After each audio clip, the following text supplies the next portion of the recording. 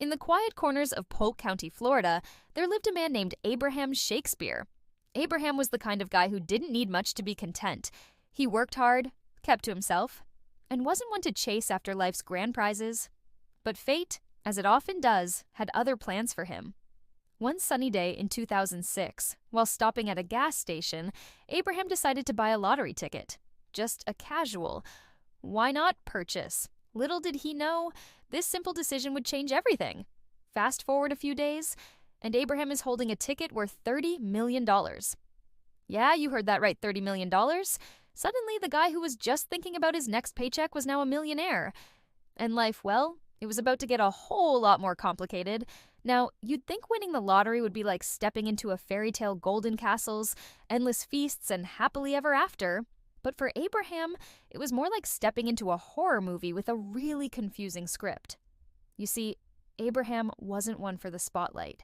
He wasn't about to trade in his life for some mansion or a fleet of sports cars.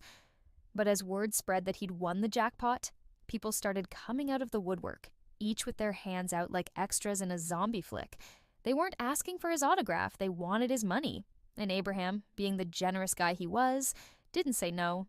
He helped friends, family, even acquaintances who suddenly remembered how much they liked him. He handed out money left and right, trying to do the right thing, trying to be a good person. But in the midst of all this, Abraham met someone who would change his life in the worst way possible, a woman named DeeDee Moore. DeeDee, who could have been a character in a crime novel, swooped in with promises of helping Abraham manage his fortune. She played the part of a friend, a confidant, someone who had his best interests at heart. But, as you've probably guessed, her intentions weren't exactly pure. Before long, DeeDee had not only taken control of Abraham's finances, but she also took control of his life.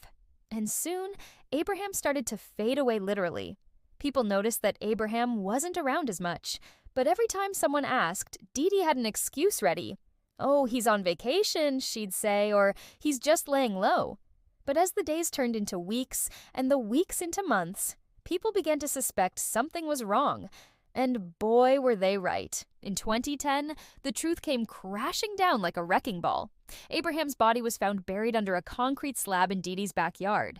It was a discovery that shocked the community and left everyone questioning how a man who had won life's ultimate prize could end up like this. DeeDee was arrested and later convicted of Abraham's murder. The story of Abraham Shakespeare became a cautionary tale about trust, greed, and the darker side of human nature.